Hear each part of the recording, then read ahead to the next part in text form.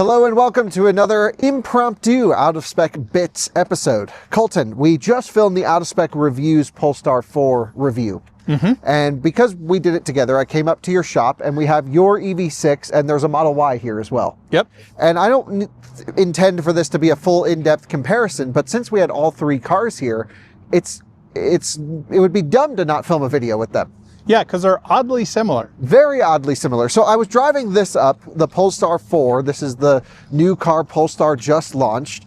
And I was thinking to myself, you know, what competition does this car have in the US? It's sort of an interesting Tesla alternative. It's a bit bigger maybe than a Model 3, but certainly less space than a Model Y. And I was thinking it kind of falls into a category of its own. And it is a really cool car, and it's a cool, quirky car, if you will. And I thought, you know what? The EV6 is so similar to this. And I agree. Then you can't really talk about the EV6 without talking about the Model Y.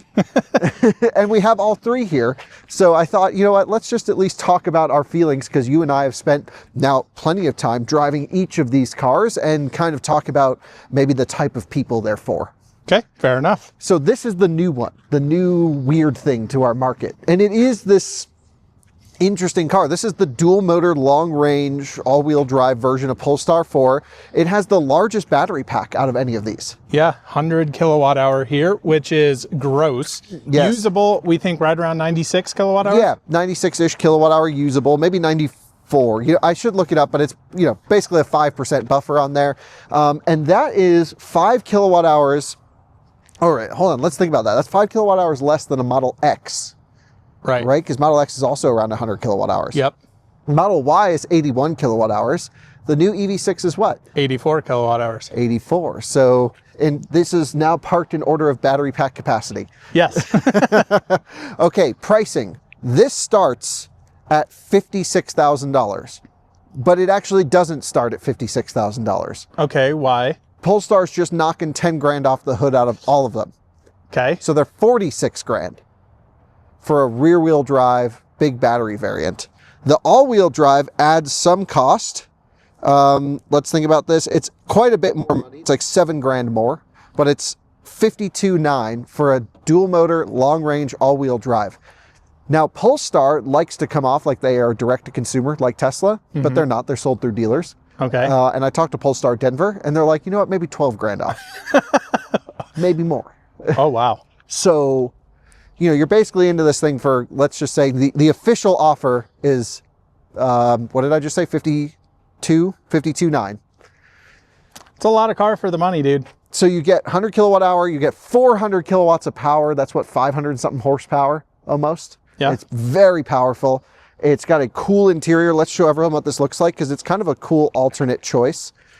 There we go. I was walking near it quite a bit. I have the key in my pocket, but it does work pretty well. It's got a nice touchscreen that's very responsive and a good software package on there. Very good lane centering on the highway. Okay sound system. Huge back seat, by the way. I'm 6'1" and can fit behind myself, even with the front seat all the way back like it is right now. It has pet mode, dog mode. Which is amazing. That's what you need. Yeah, and it's like, wow, okay, they kind of ticked all of the boxes there. That's pretty neat. It's also the only car here without, hello, NACS charging. It has CCS1, this old school port. Lame. Yeah, it's not the end of the world. You need adapters either way, but it's also the slowest charging car here. Now that's interesting because this is the most Chinese car. It's built on Geely's SEA platform, which underpins Zeekr 001, and the list goes on. This uses the old low voltage version of the Geely platform, SEA platform. So while the Zeekr 001 can charge from 10 to 80 in 9 minutes and can do 546 kilowatt charging, this is the old crappy one that does 200 kilowatt charging. Now, most people are fine with that. Let's be real. 30-minute charging stops from 10 to 80. The viewers tell us that's acceptable. I will never settle. Agreed. That's so stupid. When they make a faster charging one. Yeah, give us a fast one, please. I've actually driven the Zeekr 001 FR, which is also the 1200 horsepower version of this. Nuts. We don't get that with Polestar either. So, you know, we're just getting the kind of crappy leftovers. But even the Chinese crappy leftovers is still a really nice car in our market. Yeah. And it's actually kind of got my eye. I really like this car. Yeah, we both just spent a few minutes. You have, you know, driven this a little bit more than I have. I didn't really come into this car expecting to like it, and then kind of coming away from it going, you know, between these two sitting over here, this is a really cool offering and actually feels kind of special. It does. It's got a way higher quality feeling than either two of those cars over there. By miles. Yeah, and we also both love those cars. You've purchased the EV6. The Model Y is the benchmark in terms of sales and driver assistance and many other topics. The Model Y is a great car. I recommend it all the time. This is the cool alternate choice, and it is maybe better in some areas and worse in some, but mostly I think most people who buy this car will be very happy with it. Totally agree. All the early software bugs have been worked out in this. I haven't really experienced much, just like one screen didn't load up one time, but it wasn't anything major. It just seems like a pretty nice car. Totally and if you're agree. curious about full reviews on any of these cars, we have them on our Out of Spec Reviews channel. Kia EV6, this is the new generation that was just refreshed. Coleton, you just bought this car. Sure did. And it is on GT wheels, so that's the one difference Yes. that you've modified. But what's the price on a long-range all-wheel drive EV6? So MSRP, very similar to Polestar. If you're paying MSRP, you're getting a horrendous deal. This car, right around $54,000, which makes 0 cents on I should paper. also mention that's 71,000 sticker.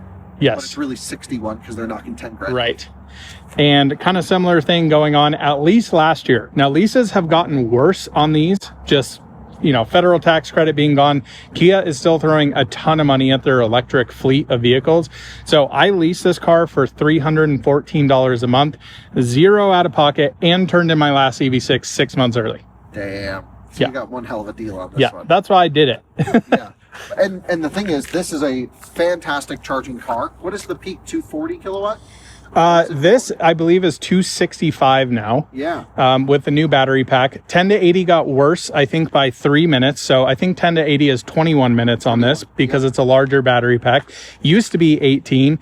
The thing about EGMP cars, though, is you can plug in at whatever state of charge and you get just juicy charging speeds. They hold it all the way up. Exactly. Where, you know, Tesla over here, you have to arrive dead, ride the 250 curve, and then you and I are like, all right, can we leave to the next station now to plug in at 0% and get 250 again? Road tripping a Tesla is, that's probably still the fastest road tripper out of these three, though. Yes. Because of the fast handshake and the efficiency of Model Y. The efficiency is magical in that car. We'll get to it. But on your EV6, so the new interior, we can peek in. We have the dogs in here at the moment. Yeah, we can say hello. There's no dog mode on the EV6. No, I just leave it on. You just don't shut it off. Right. So Which I guess works. you can say hello to Oliver in here. He matches the new peanut butter interior that I went with. It's a nice interior. It looks okay, but there's buttons everywhere, dude. And Yeah. some people like that, but there's no way anyone can like that central screen. If you can show everyone with between the two dials, because everything changes on there, and that's a terrible implementation. I love the screen. Get out of here. It's So stupid. easy. So easy to just quickly hit your climate. No, it's not, because you think you're hitting your volume. No, because you just use steering wheel volume. It's a non-issue. I hate that in those situations. So dumb. Did you see the new Ioniq 5 spy shots, though? It looks great. It looks like this, where it's got a nice screen Yes. that can do everything. Yeah, the biggest crux of this car is if you're wanting, this is the weird thing to me, is like the Koreans seem to be so tech forward, and then you put in a UI experience that's just utter garbage in this car. It really is. And all the EGMP or the Hyundai apologists will come in the comment section and tell me that we're wrong. But this is the worst. We're one of the worst user experiences. It's horrible. I've lived with both the last generation EV6, the new generation, and the new EV9 with CCNC, which this car has now. It's horrible compared to especially Tesla and a lot of other competitors on the market. Now, there are some nice updates to this car. Route planning is actually finally usable in it. There's some cool integration, wireless CarPlay.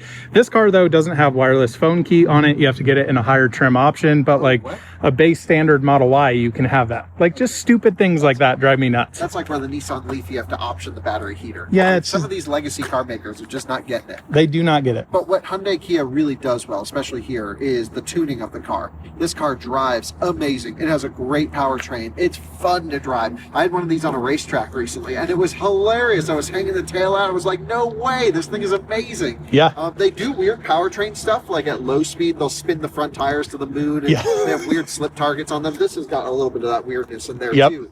But when you're really hustling the EV6, this is like a great, comfortable daily driver and really fun to drive fast, and it's a great driver. Absolutely agree. And it's got a hatchback with plenty of room, good charging. There's a reason you went for this car, because it is, yes, a good deal, but you wouldn't drive a crappy car, even at a good deal. Right. And I think definitely you make some compromises with this compared to a Model Y, and especially on paper. Like you always say, you don't drive a car on paper. I think, you know, there's a lot of huge benefits to this. There's a lot of huge benefits to the Polestar over there. But this, for the price that you can get it at, still have a great car that you can daily drive. It has decent ADAS in it, and honestly, some features that I prefer in this car over the other two. So, you know, having the ability to have it control steering, but I can control throttle and brake is the coolest thing ever. I absolutely love that. So old school of you, because you don't even have to drive this car. Yeah. You just hit a button and you show up wherever you want to go. If you subscribe for $99 a month at the time of this recording, and it will go up. Yes. Big asterisk there, because this is an unbelievable car in terms of how it's just dialed. They just nailed it. They have. It's reasonably comfortable. It's reasonably priced.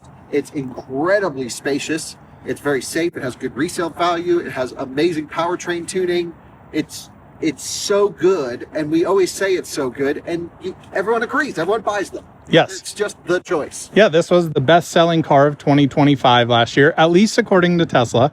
I mean, it's up there. Regardless, right? They sold a ton of these, and there's a lot of reasons why. It's a phenomenal overall package, and I think that's where both of these two cars don't really have the encompassing package of everything. So I'm just pulling up the Tesla website to look at pricing, because Tesla changes pricing every day. Yes. So on one hand, you have to buy those cars from a dealer. Yes. On this hand, you buy it from Tesla. No matter what, the pricing's always changing. Right. That's a good point. This is still a great purchase experience, though. Okay, so the Model Y starts at 39 grand for the rear drive standard. They don't call it that anymore. If you want to get this one, which I think the premium all-wheel drive Model Y competes pretty nicely with these two cars, especially the Polestar being, I think, the most premium out of the bunch. For sure. You're at 48,240 for this car. Wow.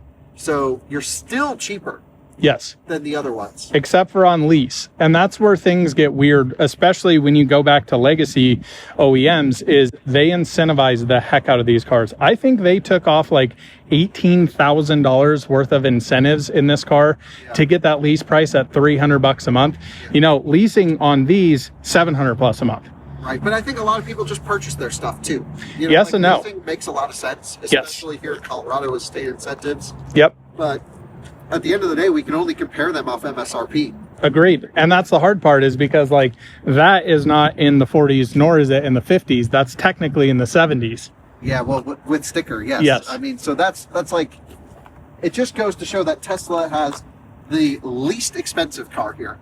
How much was this one again? Sticker? I think this was 53, 54. Okay, so this with some options, you're at like 50 and a bit. let's just Yeah, say. paint color, interior color, whatever, add $3,000. You have to spend $99 a month on this car because you don't even get basic lane centering Right. without it, which is a real problem. Agreed. But they've switched to a dark headliner now. Maybe we can just poke inside and show everyone. They have a new updated 16-inch central screen that looks really nice. And Coleton, you know, I drove your EV6 over here. I drove the Polestar 4 all day, and I got in the Model Y. And, you know, it's the least interesting of the bunch. Like, this is the NPC choice, which we always say is kind of a joke because they're everywhere. It's the default. It's an iPhone. Yes. Like, you always see everyone with an iPhone because it just works and you don't have to worry about it. You can recommend it to your grandmother. It's easy to use. But then I also got in this and I'm like, oh, powertrain control is amazing. Just inching it through. It's like, oh, Tesla just does it all so right. It's not even close. The way they tune powertrain, one pedal driving, is just beyond phenomenal. These things in the snow are just like It's a cheat code. It's magic. And it's way better than these two cars from powertrain control stuff. Now, most people aren't making a purchase decision off of that. They want to know buying experience, safety, resale, driver assisted, space in the car, and really lining all of these up. It's hard to ignore everything this car offers right here. Yeah, oh, totally agree. I think, like I said, this is the best overall package offered between, the three sitting here. And maybe even the whole car market. I agree. I absolutely agree. And there's a reason they sell so many. Look at the rear of this car. I know the sun's in a terrible position, but you can kind of see just like this new rear light bar. It looks pretty cool. It's very modern back here compared to the old Model Ys.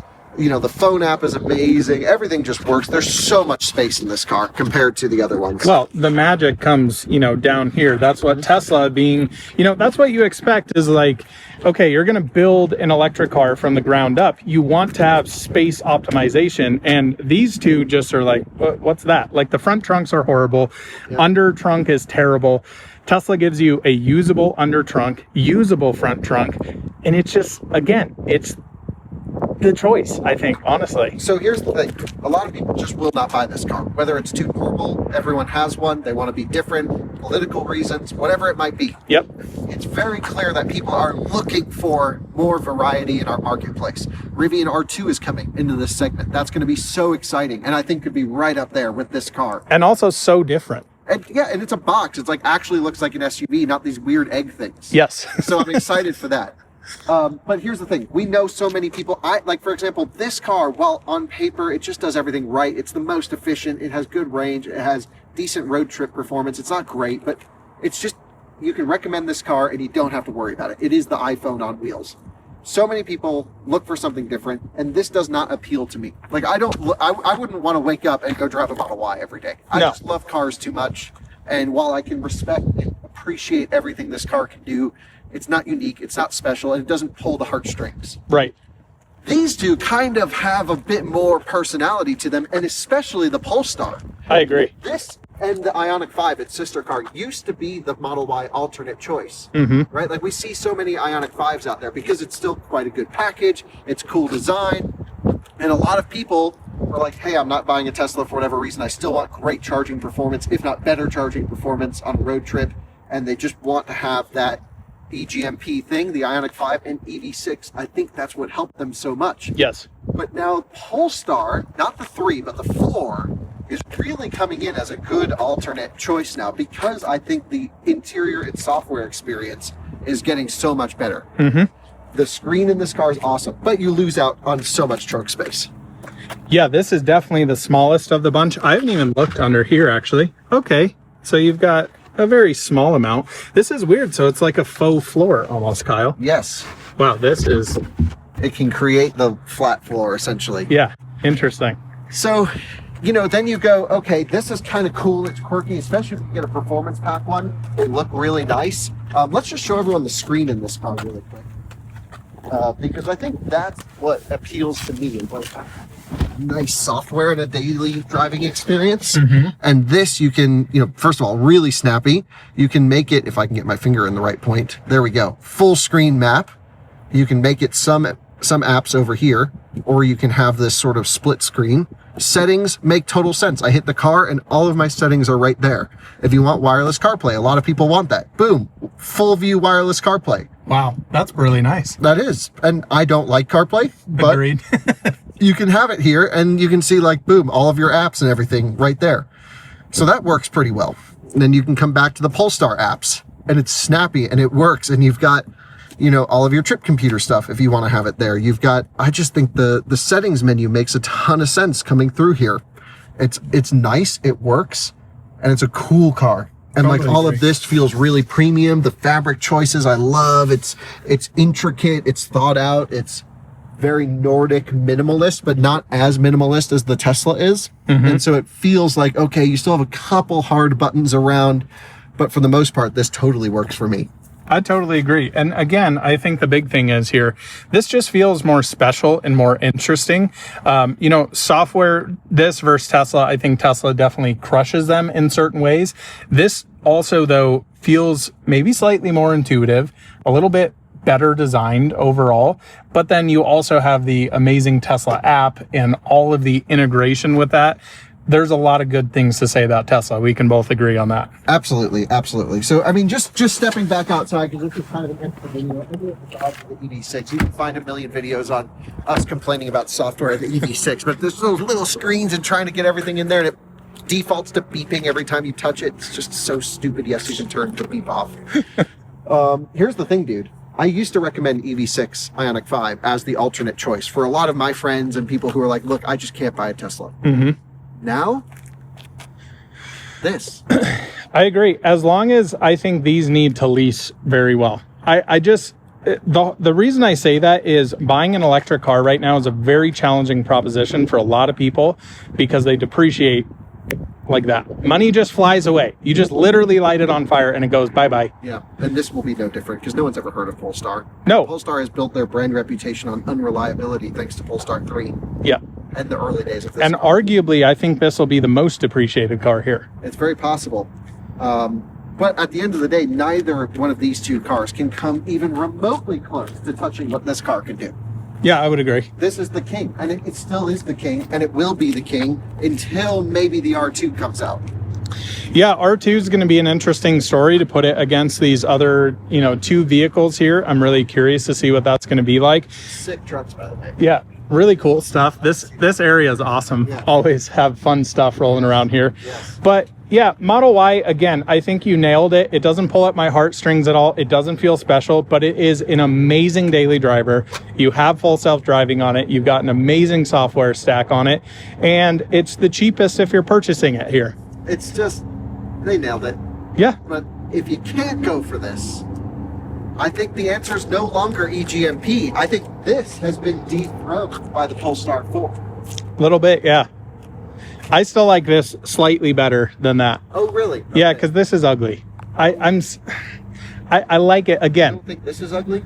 I really like how the EV6 looks. Again, everybody's got their opinions. I think your wheels help a lot. Oh, for If sure. this was a performance pack, it would Agreed. help a lot. Agreed. Yeah. Well, there you go. That's all three of them. Let us know why we're wrong in the comment section, as you always do. We'll be wrong no matter what thing we say here. Yeah, I mean, you've got brand loyalists here. Maybe the least amount of brand loyalists in the Polestar camp. Right. But, between all three of us, between two of us, we own a car from each one of these brands. Right. You Yeah. own a Tesla. Yep. I have two of those. You have your Kia, and I own a Polestar. Yeah. So, we've put our money in all of these camps here. Sure have. And so we can appreciate all of these automakers.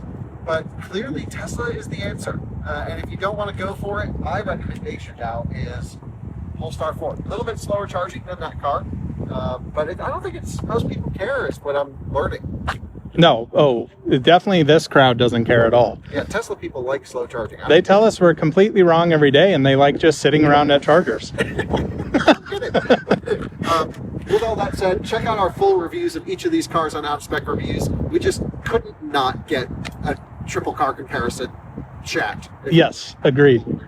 But dude, Model Y, man, just putting it there. That just does everything right. It does. It really does. Crazy. Well, thanks for watching. See you in another one again soon.